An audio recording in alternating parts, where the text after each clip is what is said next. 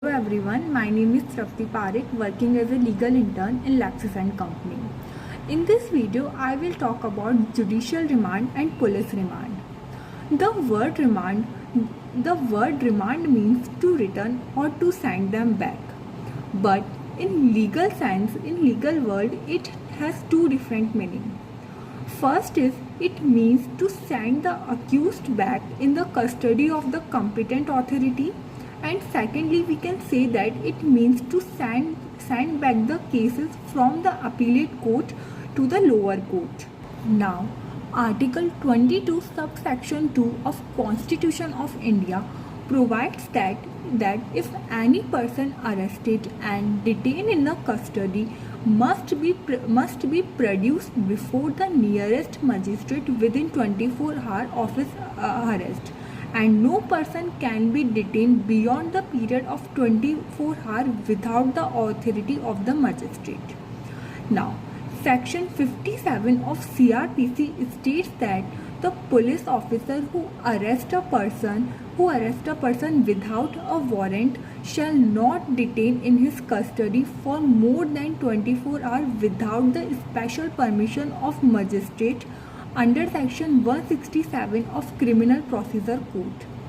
The special permission is referred in Section 57, which is known as remand, and it is also known as pre-trial detention. The power of court to remand an accused of custody is covered under Section 167(2), 209(b) and 309 subsection 2 of Criminal Procedure Code. Each provision is independent of each other and come into play at a different stages of criminal trial. The remand under Section 167 subsection 2 refers to the stage of investigation and is order for furthering the investigation and can be either in a judicial custody or police custody.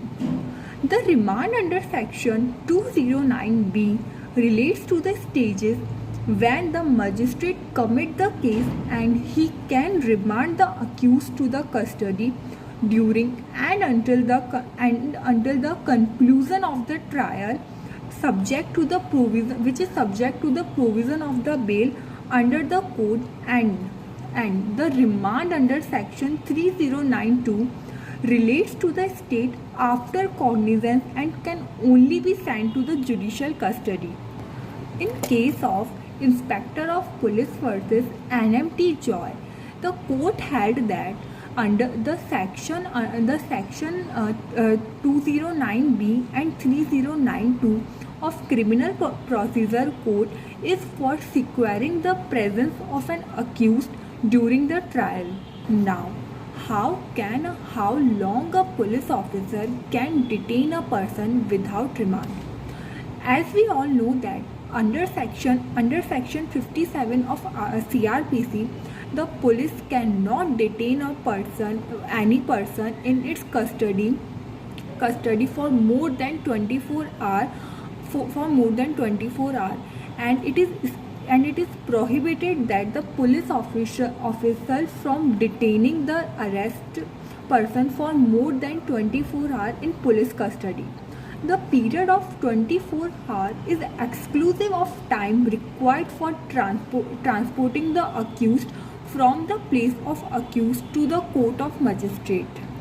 In case of Sharif Bai versus Abdul Razak, the court held that if the police officer fails to produce the accused before the magistrate within 24 hours, then he held be guilty for a wrongful detention. Now, it is very important to know that the officer in charge of police station and investigating officer not below the rank of sub-inspector can only ask for remand. Now, what are the procedures to be followed when the investigation cannot be completed within 24 hours? Section 167 of Criminal Procedure Code lays down the procedure in which when the investigation cannot be completed within 24 hour of arrest date, which is fixed under section 57 of CRPC. Now, whenever an accused is arrested or detained in a custody by the police officer,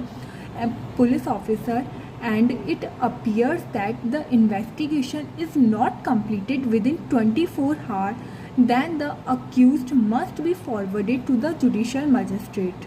The magistrate to whom the accused is so forwarded may from time to time authorize the detention of the accused in such custody as the magistrate deems fit, for a term not exceeding 15 days in whole. Now, Section 167 subsection 2 of the CRPC states that the magistrate have the authority to remand the accused on judicial custody for the period not exceeding 60 days for the offences which are not punishable for death sentence, life imprisonment, and for the period of 90 days for the offences which is punishable for life imprisonment or death sentences. Now, the offences which is punishable for death sentence and imprisonment must not be exceeding for 10 years. On the expiry of period of 60 days or 90 days, the accused shall be released on bail under this section.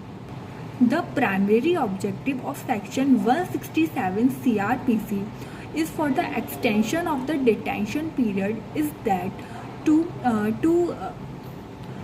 keep away the accused from the society and accused himself so that he cannot evade the law and is present for all the inquiry that is needed by the police officer regarding their investigation. So here it is all about police remand and judicial remand. I hope you like my video. Please like, subscribe and comment. Thank you for watching.